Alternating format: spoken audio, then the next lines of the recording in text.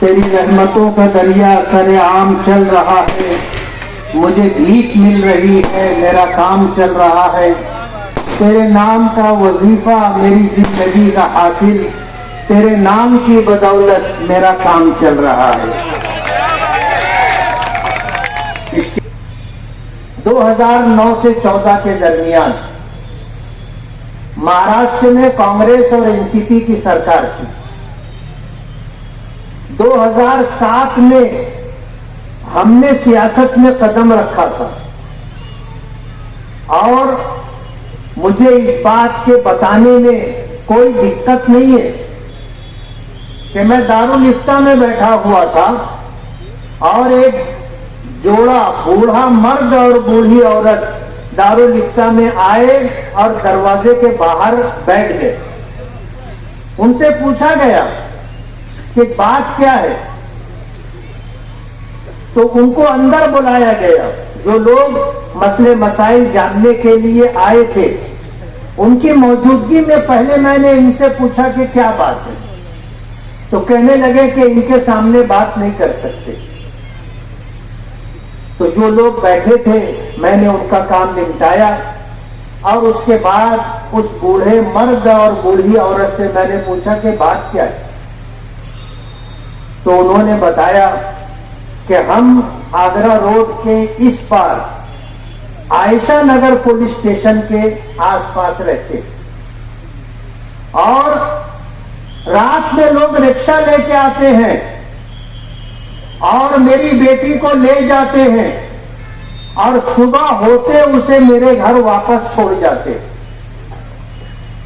समाज में कोई हमारा साथ देने वाला नहीं है, पुलिस स्टेशन में कोई हमारी सुनवाई नहीं है, हमारा कोई बेटा नहीं है। हालात से हम मजबूर हो गए। आप यकीन मानिए मेरे रोंगटे खड़े हो गए कि मालेगांव में ऐसा जंगल राज। जब इस मामले में मैंने तहकीक करना शुरू की तो मुझे बताया गया कि मेडिकलों से 200 निरोध के पैकेट खरीदे जाते हैं। जाहिर बात है ये इतनी संगीन बात थी कि ये बात बगैर तहकीक के नहीं कही जा सकती थी। मैंने जानकारी ली, जिस मेडिकल का नाम लिया गया उस मेडिकल पर जाकर के मैंने जब पूछा तो उन्होंने इस बात की तस्दीक की कि इनके वर्कर आते हैं और 200 पैकेट लेकर के जाते हैं। हमें फैसला लेना पड़ा कि अगर शहर इस रुख पर जा रहा है और इस तरह की मजलूम और बेकस लोगों के साथ, हमारी बहन बेटियों के साथ ज्यादती होती है, तो इसका सद्देबाज जरूरी है। हमने सियासत में कदम रखने का फैसला किया। हमारे साथ कोई नहीं था, एक अल्लाह की जात थी। हमारी नीयत अच्छी थी। हम दारुल इफ्ता से उठे, दारुल उलूम मोहम्मदिया के गेट से बाहर आए, केदवाई रोड पर कदम रखते ही हम सियासत में दाखिल हो गए। और आपको ये बात बता दूं कि 1.5-2 महीने की मेहनत में हमने कारपोरेशन में अपने 28 कारपोरेटर पहुंचाए। पूरा महाराष्ट्र हैरत कर रहा था और लोग ये समझने लगे थे कि अब ये सियासी पार्टी तीसरा महाज पूरे महाराष्ट्र में लेकर के निकलेंगे। लेकिन हमने तो मालेगांव के लिए सियासत में कदम रखा था, इसलिए हम अपना तीसरा महाज लेकर दुनिया भी ले गए। हमने मालेगांव के लिए सियासत की थी और अल्लाह का बहुत बड़ा करम है कि अल्लाह ने हमें ताकत अता की। हमने इस बात की कोशिश की थी कि हमारे साथ ऐसे लोग चुन करके आए जो शहर की भलाई, शहर की तरक्की, शहर का विकास अपने सामने रखते हो। लेकिन हम जिस अच्छे खानदान में जाते थे, जिस अच्छे शख्स के पास जाते थे, वो शख्स माजरत कर लेता था कि मुफ्ती साहब ये हमारा काम नहीं। आप सोचो, लोगों की सोच ये बन गई थी कि इस फील्ड में वही लोग रहेंगे जो जिना के आदी हो, जो दारू पीने के आदी हो, जो जुआ खेलने के आदी हो। ये हम लोगों का काम नहीं है। हम कोशिश करते रहे कि अच्छे से अच्छे लोगों को ले करके आए, लेकिन कहते हैं ना, बुराई में बहुत ताकत होती है, बुराई में बहुत ताकत होती है और बहुत आगे उड़ता हुआ नजर आता है, लेकिन अंजाम अगर आप देखोगे तो अंजाम सच्चाई और अंजाम और हकीकत हमेशा हक पर रहने वालों के साथ होता है। 2009 में हमें चैलेंज किया गया, मां का दूध पिए होंगे तो खुद आओ मैदान में, क्या इसको उसको आप जो है इलेक्शन लड़वा रहे हो, 5 करोड़ रुपया खर्च करने की ताकत होगी तो आओ मैदान में। रमजान का महीना था, मस्जिद की इमामत, कुरान पाक तरावी में सुनाना, वो एक सहम, ऐसे हालात में चैलेंज किया गया। मैंने अपने साथियों से मशवरा किया कि क्या करना चाहिए, क्या करना चाहिए। साथियों ने हिम्मत नहीं बढ़ाई, बल्कि साथियों ने ऐसी बात कही जिससे हिम्मत खत्म हो जाए। जाहिर बात है, उनके सामने भी इनका किरदार था, ये जो कुछ करते थे साथियों को पता था। कहने लगे मुफ्ती साहब अपने हार जाएंगे। तो मैंने उनसे पूछा कि अगर हम हार गए तो क्या हमें फांसी की सजा हो जाएगी या उम्र कैद के लिए हमें उम्र कैद के साथ जेल में डाल दिया जाएगा? तो कहने लगे कि ऐसा नहीं होता। तो मैंने कहा अगर हार जाएंगे तो मैदान में आने के बाद मुकाबला आराई हो तो जीत और हार ही होती है, और इतना हौसला और हिम्मत है कि हारने के बाद भी हम डिप्रेशन में नहीं जाएंगे, घर में घुस के 24 घंटा दारू पी करके नहीं पड़े रहेंगे। हिम्मत है, हारने का हौसला है। और मैंने कहा कि भाई हमने मां का दूध तो पिया है और 5 करोड़ रुपया पैसा खर्चा करके अगर कोई इलेक्शन जीतता है तो ये कोई बड़ी बात नहीं है। हम बगैर पैसे का इलेक्शन लड़ेंगे और इंशाअल्लाह जीत करके बताएंगे। हमने मालेगांव के लोगों को आवाज दी, उनके जमीर को जगाया, शहर में क्या हो रहा है उन्हें बताया और उनका साथ मांगा। और हमने उनसे ये गुजारिश की कि अगर आपको हमारी बात से इत्तेफाक है तो जब वोट का दिन आएगा तो अपने जमीर की आवाज पर हमें वोट देना। और आज अगर आपने फैसला कर लिया है कि आप हमारे साथ रहेंगे तो आप हमें 1 रुपया देना। शहर के लोगों ने 84,000 रुपया दिया, उससे जायद।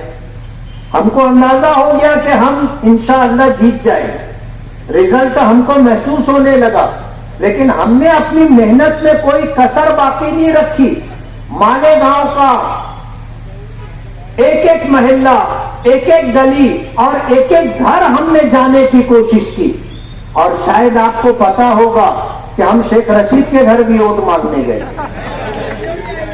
निहाल साहब मरहूम के घर भी वोट मांगने के लिए गए थे। जब हम शेख रशीद के घर गए तो उनके एक साहबजादे कहने लगे कि हमको वोट दो। मैंने कहा मेरे घर मांगने आओ, मेरे घर मांगने आओ, मुझे वोट चाहिए और आपके घर वोट है तो हम वोट मांगने के लिए आए। आपका हमारा कोई जाति झगड़ा नहीं है।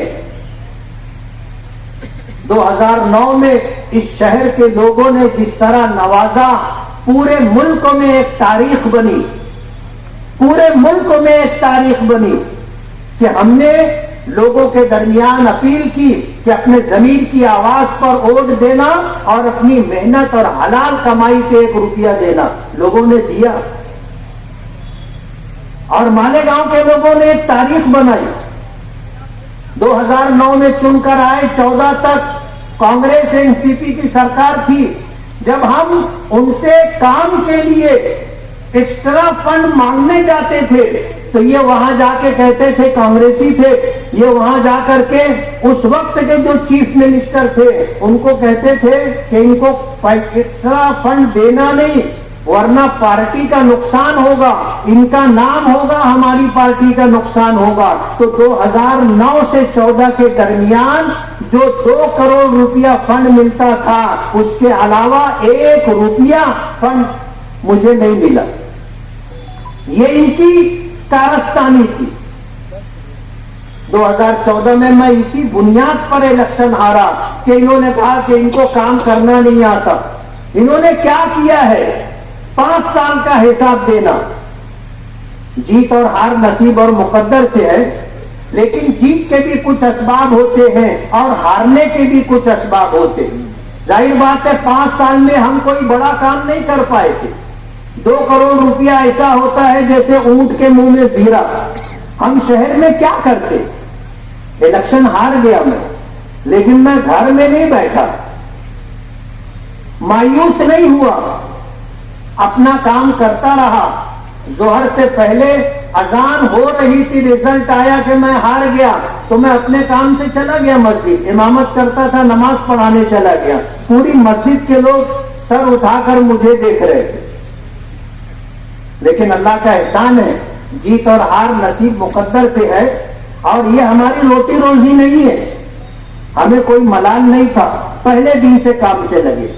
2014 का इलेक्शन हारने के बाद 2019 का इलेक्शन लड़े। आवाज आ रही थी दूर दूर तक हमारे मुकाबले में नहीं है, 50,000 वोट से हराएंगे। उल्टा हो गया मामला, 38,000 वोट से खुद हार गए। और इंशाअल्लाह अभी 50,000 वोटों से ज्यादा से इंशाअल्लाह हराएंगे। वजह उसकी यह है कि लोग काम मांगते। आपने जिन उम्मीदों से मुझे चुन करके दिया था, एमएलए का काम रोड बनाना नहीं है, एमएलए का काम गटर बनाना नहीं है, एमएलए का काम लाइट नहीं है, एमएलए का काम पानी की पाइपलाइन गली गली में बिछाना नहीं है। ये सब काम कारपोरेशन का है। मालेगांव कारपोरेशन 500, 700, 800, 900, 1000 करोड़ रुपए का बजट रखती है। ये हमसे 5 साल का हिसाब मांग रहे हैं, मैं आपको हिसाब देना चाहता हूं। और आगरा रोड के इस तरफ का हिसाब दूंगा, पूरे शहर का नहीं। 2 करोड़ के बजट से 1000 खोली पहली गली का रोड हमने बनाया, जो शहीद इलाहिया मस्जिद वाली गली, जहीर अशरफ वाली गली, हाजी टेलर के पीछे वाली गली और सखावत होटल से आबिद सोडे वाले तक का रोड, वो जो मैदान है, 2 करोड़ रुपए में हमने ये काम किया। 1.25 करोड़ रुपए के बजट से ये सलाम चाचा रोड का काम हुआ है। 75 लाख रुपए के बजट से मासूम साइजिंग से मुफ्ती आजम मस्जिद तक रोड बना। आयशा नगर कब्रिस्तान के बाजू वाला रोड जो रमजानपुरे की तरफ जाता है, वो रोड बना। 30 लाख रुपए के बजट से सूफिया मस्जिद से आयशा नगर कब्रिस्तान गेट तक रोड। 60 लाख रुपए के बजट से आयशा नगर कब्रिस्तान में अशरफी जनाजा हाल, लाइट, पोल। 50 लाख रुपए के बजट से सर्वे नंबर 57 में 2 गलियों का काम और हुमैदुल नियाजी मस्जिद के पास की 3 गलियों का काम हमने किया। 20 लाख रुपए के बजट से हुसैन सेठ कंपाउंड में सीमेंट कॉन्क्रीट रोड हमने बनाया। 20 लाख रुपए के बजट से सूरत साइजिंग वाले रोड, ये काम इफ्तिताह हुआ, शुरू हो गया है। आगे जो होने वाला काम है कि 1 करोड़ 22 लाख रुपए के बजट से गोंदबाड़े से शिकारी चौक तक और शिकारी चौक से पहलवान स्वीट सेंटर तक रोड बनेगा। 1 करोड़ के बजट से मुफ्ती आजम मस्जिद से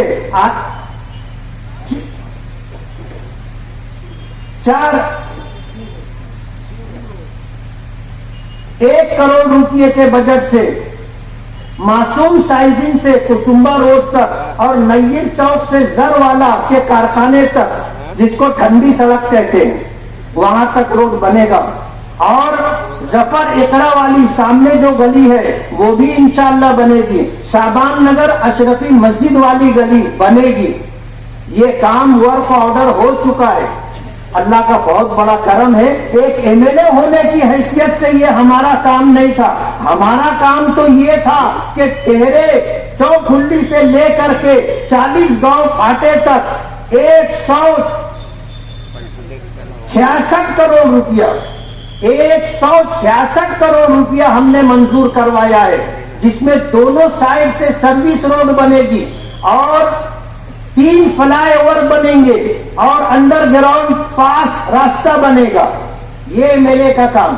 हमने एमएलए होने की हैसियत से तलवाड़ा डैम से मालेगांव फिल्टर प्लांट तक जो पानी की पाइपलाइन 40 साल पुरानी थी जो सड़ गई है, उस नई पाइपलाइन के लिए हमने 145 करोड़ रुपया मंजूर करवाया। दुआ बहार की मांगी तो इतने फूल खिले, कहीं जगह न रही मेरे आसिया में। मालेगांव के लोग कहते हैं, कुछ लोग, कि काम की बुनियाद पर कोई नहीं जीतता। काम की बुनियाद पर कोई नहीं जीतता, बल्कि लोगों को जो झांसा दे दे वो जीतता है। लेकिन मैं इस बात से इत्तेफाक नहीं रखता। अगर 300 करोड़ रुपया 2 बड़े कामों के लिए हम लाए हैं तो कमोबेश 100 करोड़ रुपया हमने शहर की तामीर और तरक्की के लिए भी हम लेकर के आए। अभी इलेक्शन का ऐलान नहीं हुआ है और हमने अपने पहली मीटिंग में ये बात कही थी कि गधे 1.5-2 महीने से दौड़ रहे और हम उनके साथ दौड़ना नहीं चाहते थे। हम इंतजार कर रहे हैं कि इलेक्शन का ऐलान होगा तो इलेक्शन लड़ेंगे। लेकिन कहते हैं ना कि झूठ इतनी शिद्दत से अगर बोला जाए जैसे बोला जा रहा है तो लोग उसे सच मान लेते। हमको मैदान में आना पड़ा। ये मीटिंग पर मीटिंग, बागबानों की मीटिंग, बूढ़ों की मीटिंग, जवानों की मीटिंग, बच्चों की मीटिंग, फकीरों की मीटिंग, सब मीटिंग ले रहे। मुझे जब इन्होंने बूढ़ों की मीटिंग ली, ये वो लोग थे जो मरहूम शेख रशीद साहब के साथ रहते थे, उठते बैठते थे। आज उन बूढ़ों को ये कहा जा रहा है कि तुम्हारा सब तो हम करते, तुमको हम संभालते हैं। इस तरह की जो बातें कही गई, तुम्हारे हॉस्पिटल का खर्चा, तुम्हारे घर का खर्चा, तुम्हारी बीड़ी का खर्चा सब हम करते। वो भी हैरान हो गए कि शेख रशीद हमको क्या देते थे वो हमको मालूम, और उन पैसों से हम क्या करते थे हमको मालूम। मरहूम शेख रशीद का हाथ अच्छा था और खुला हुआ हाथ था।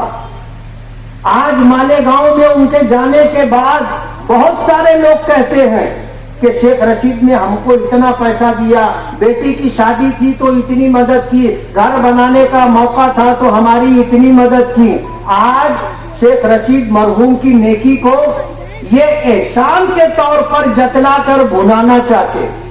उन बूढ़ों में से कई बूढ़ों ने कहा कि ये तो ऐसा बुला करके हमसे कह रहे थे कि जैसे पूरे मजमे में हमारा कपड़ा उतार रहे, हमको जलील कर रहे। इस तरह उनको जो है मुखातब किया गया कि उनको जिल्लत महसूस होने लगी। आपने एहसान किया था, आपने नहीं, आपके बाप ने किया था, कम से कम वो नेकी जाया और बर्बाद तो मत करो। आज मरहूम शेख रशीद को जाने के बाद उनको नेकियों की जरूरत है, पैसों की जरूरत नहीं है। आप एहसान जतला करके, लोगों को जलील करके अपने बाप की हुई नेकियों को जाय करना चाहते हैं, ये अच्छी बात नहीं है। तुमने क्या किया है वो बताओ। आज तो पूरा मालेगांव तुमको 32 तारीख बोलता है। 32 तारीख समझ रहे ना, कभी आती नहीं। 29 तारीख तो 4 साल में एक मर्तबा आ जाती, लेकिन 32 तारीख कभी नहीं आती। लोगों ने इनका नाम रखा है 32 तारीख, कि जिससे ले लिया कभी वापस नहीं किया। ये एक पर्ची आई है, मुझे नहीं मालूम कि ये सही है या गलत है। एक पर्ची आई है और उसमें नाम दिया गया हाजी जहीर अब्बास, मास्टर किराना, अब्बास नगर संडास के पास, और नीचे 2 नंबर लिखे हुए हैं और कहा गया है कि आप तहकीक करना चाहो तो तहकीक कर सकते हो। कहते हैं कि मस्जिद अशफाक मालदा में 2022 में ताउन का प्रोग्राम था। खालिद हाजी ने मास्टर किराने वाले हाजी जहीर अब्बास से तेल चावल 1,18,762 रुपये का लिया था और आज तक पैसा नहीं दिया। आज तक पैसा नहीं दिया। ये चिट्ठी आई है। और इत्तेफाक की बात, जब जमीयत के खिलाफ खालिद हाजी ने ये इल्जाम लगाया कि ये बांग्लादेश से ताल्लुक रखते हैं और वहां पर ये फंडिंग करते हैं, तो हमारी मीटिंग थी जमीयत दफ्तर में और एक मौलाना, एक मस्जिद के इमाम, वो कहने लगे कि हम लोग मदरसा तजवीदुल कुरान के 20 से ज्यादा असातिज़ा हैं जिन्होंने 10 साल पहले इनसे प्लाट खरीदा था और हमने इनको 10 साल पहले किस्तों में 18 लाख रुपया दिया और आज तक इन्होंने किसी को एक प्लाट भी खरीदी नहीं दी। हमने जब तहकीक की तो मालूम पड़ा कि एक एक प्लाट 4-4 लोगों को बेचा गया है और आज तक किसी को खरीदी नहीं दी गई। मीटिंग में ये बात आई। कुछ लोगों ने कहा कि एक ऐलान देना चाहिए कि इनकी तरफ जिसका पैसा बाकी हो हमारे पास आए। मैंने कहा ये काम छोड़, दिल्ली हकार वाला मामला है, अपने को इस मामले में नहीं पड़ने का। लेकिन ये आवाज उनके कान में पहुंच गई। वो मौलाना लोगों को बुलाए और बुला करके उनको 16 लाख रुपए की जगह 22 लाख रुपए की कीमत बता करके उनको खरीदी दे दी। एक का मसला हल हुआ, शायद इसीलिए ये चिट्ठी आई कि इनका भी मसला हल हो जाए। और भी लोग आए हमारे पास, महादे मिल्लत के असातिज़े किराम, उलमाए किराम, उनके साथ भी यही धोखाधड़ी की गई और बताने वालों ने बताया कि जाने दो दीगर असातिज़ा, मुफ्ती हसनैन साहब को भी इन्होंने 4 प्लाट का पैसा लिया, आज तक प्लाट नहीं दिया। और धीरे धीरे ये तादाद बढ़ती जा रही है। 10 साल पहले 18 लाख रुपया लिया और 10 साल के बाद 16 लाख रुपये की जमीन 22 लाख रुपये की बता करके दे रहे। उस वक्त का 18 लाख रुपया 10 साल के बाद उसकी क्या कीमत बनती है आप अंदाजा कर सकते।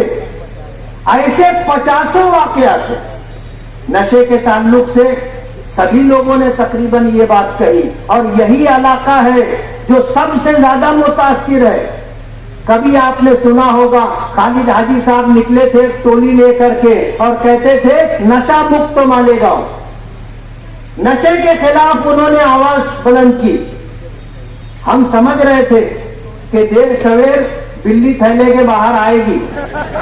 जो लोग खुद नशा करते हो उनकी तस्वीरें हैं, उनके वीडियो हैं कि पूरी पूरी बोतल शराब की ऐसे हाथ में ले करके ये कैमरा क्या बोलते हो वीडियो शूटिंग है कि ये जो है खेल रहे हैं और शराब की बोतल हाथ में है वो वीडियो। जो खुद नशा करते हो ये मालेगांव को नशा मुक्त करने की बात कर रहे। हफ्ता 10 दिन ये शोर रहा और उसके बाद हुआ ये कि जितने नशे का कारोबार करने वाले लोग थे वो सब सरेंडर हो गए और ये उनके साथ कारोबार में पार्टनर हो गए। सबका हफ्ता आने लग गया। जब सब तरफ से हफ्ता आने लग गया तो इनका काम खत्म हो गया। ये यही चाहते थे। आज पूरे शहर में नशे का कारोबार इनकी सरपरस्ती में चल रहा है। गांजे का कारोबार इनकी सरपरस्ती में है। एमडी का कारोबार इनकी सरपरस्ती में है। जितना गुटखे का कारोबार इनकी सरपरस्ती में है। पूरी कौम के मुस्तकबिल को तबाह और बर्बाद कर रहे हैं। और अभी टप्पे टप्पे से हमारे पास धमकी आमेज बात आती रहती है कि बंबई के, थाना के, भिवंडी के जितने वांटेड लोग हैं पुलिस लिस्ट में, वो सब मालेगांव में आ रहे हैं और सबकी सरपरस्ती ये कर रहे हैं। मैं बहुत सफाई के साथ कह देना चाहता हूं, एक दादा की भी गाल नहीं गलेगी, एक दादा की भी गाल नहीं गलेगी। कहते शरीफ आदमी को गुस्सा देर से आता है, लेकिन जब आता है तो अगली पिछली सारी कसर निकाल लेता है। ये आधा और दादा लोग से हम लोग डरते उड़ते नहीं। जो बुज़दिल होगा, जो गुनहगार होगा, जो 2 नंबरी काम करता होगा, जो खोटे धंधे से पैसा कमाता होगा, वो डरेगा। हम डरने उड़ने वाले नहीं हैं। और मैं ये पैगाम देता हूं पूरे शहर को कि तुमको भी डरने की कोई जरूरत नहीं है। वो दिन खत्म हो गए जब खलील चचा छलांगों से फाख्ता मार देते थे, यानी खुद कभी कुछ नहीं किए लेकिन छलांगों से फाख्ते मार लेते थे। 2 रिक्शा 4 रिक्शा भर के लोग चले जाते थे। अब वो बात नहीं है। अब तो ये खुद घर से निकलते डर रहे ना। जब इनको कहीं निकलना रहता है तो 50 लोग होंगे कि जहां जाना है वहां तक दो आदमी रास्ते में खड़े रहते। हाँ, रास्ता क्लियर है तो ये वहां से आगे बढ़ते। अगली जगह से फोन आता रास्ता क्लियर है तो आगे बढ़ते। अगर कभी हम तो चाहते कि रास्ते में जो आती है वो कभी बोल दे शायद क्लियर नहीं है तो ये वहां से वापस चले जाएंगे। घर के पास 4 आदमी उधर बैठे, 4 आदमी उधर बैठे, 4 आदमी उधर बैठे। कौन आ रहा है, कौन जा रहा है, कौन रुक रहा है, ऐसी जिंदगी जी रहे और शहर को डराने की बात कर रहे। आपको डरने की कोई जरूरत नहीं है। मुल्क में कानून की बालादस्ती है और हमारे शहर में एडिशनल एसपी है और हमारे शहर में कानून की हुक्मरानी है। आपको डरने की जरूरत नहीं है। अगर इनमें से किसी ने भी हाथ पांव फैलाया तो आप देख लेना उसका अंजाम क्या होगा। डरने की बिल्कुल जरूरत नहीं है। हमारी ये मीटिंग थी, जलसे की शक्ल में तब्दील हो गई है। हमने मीटिंग का ऐलान किया था, जब तक इलेक्शन कमीशन की तरफ से इलेक्शन डिक्लेयर नहीं होता हमने जलसा लेने का प्रोग्राम नहीं बनाया। लेकिन हम भी अपने तौर पर काम कर रहे हैं और अब इनकी हालत तो ऐसी हो गई कि जितना इनको कहना था सब कह चुके। अब जो जलसे में ये 1-1 घंटा तकरीर करते तो वही पीछे की जो कहानी है वही सुनाते रहते। आज इनके पास इलेक्शन लड़ने के लिए कोई मुद्दा नहीं है, कोई मुद्दा नहीं। बोलते 1 मर्तबा, अरे कारपोरेशन में 7.5 साल तक तुम्हारे माँ बाप मेयर रहे, क्या दिया मालेगांव को? हमसे 5 साल एमएलए-शिप का हिसाब मांगते हो? अरे पहले 7.5 साल मेयरशिप का हिसाब दो।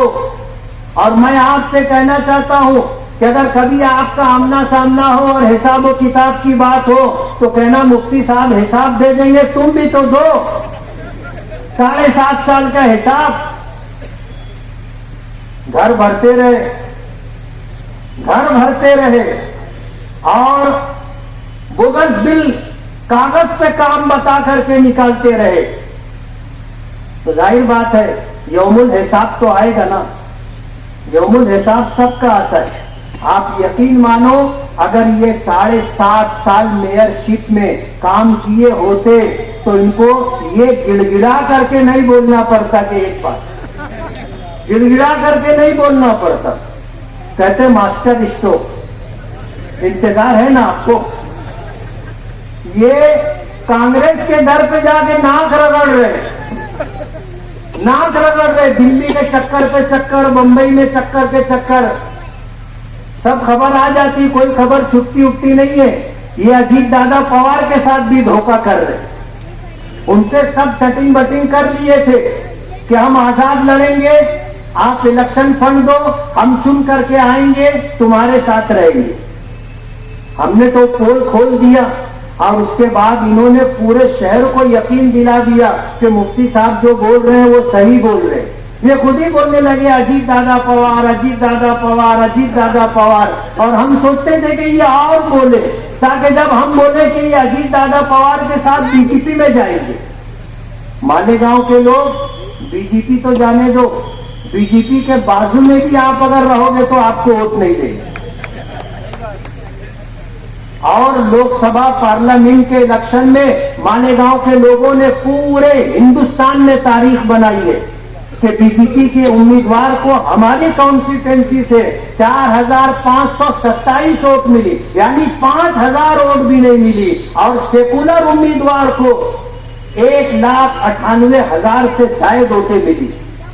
मालेगांव ऐसा मिजाज रखने वाला शहर है। आप मालेगांव वालों की वोट लेकर के बीजेपी के साथ बीजेपी में जाओगे, मालेगांव के लोग कभी आपको वोट नहीं देंगे। ये तो बहुत अच्छा हुआ कि हम कुछ बोलते उससे पहले ही ये अजीत दादा पवार, अजीत दादा पवार। अजीत दादा पवार ने अपने चचा के साथ क्या किया आप देख रहे हो। आज बीजेपी के साथ सरकार में है, डिप्टी चीफ मिनिस्टर है, और आप उनके इलेक्शनी फंड से आजाद उम्मीदवारी करके उनके साथ जाओगे और बीजेपी में शामिल रहोगे। मालेगांव के लोग इस बात को बर्दाश्त नहीं करेंगे। इसलिए मैं आपसे कहना चाहता हूं, वक्त हो गया है। जब इलेक्शन आएगा तो इंशाअल्लाह फिर अलहाज यूनुस ईसा साहब की जुबानी आप भी सुनोगे इनके कारनामे। इन्होंने वादा किया था पहले जलसे में कि मैं आगरा रोड के उस पार बोलूंगा, लेकिन जब हमारी बातचीत हुई तो ये हुआ कि अभी तो इलेक्शन का ऐलान नहीं हुआ है, हम लोगों को बोल लेने दो, बच्चों को, जब वाकई बोलना रहेगा फिर आप बोलना। और अलहाज यूनुस ईसा साहब को जो दर्द है वो अब्दुल मालिक का है। और मैं ऐसा समझता हूं कि शायद तमाम बच्चों में दादा को अब्दुल मालिक से दिली लगाओ, जज्बाती लगाओ। जिस वक्त ये सूरत हाल हुई थी कि अब्दुल मालिक पर फायरिंग हुई, दादा की हालत देखने जैसी थी, हमने करीब से देखा है। इसलिए आने वाले दिनों में इंशाअल्लाह हमारे सरपरस्त की तकरीर भी आप सुनोगे और आपको पता चलेगा कि क्या बात है।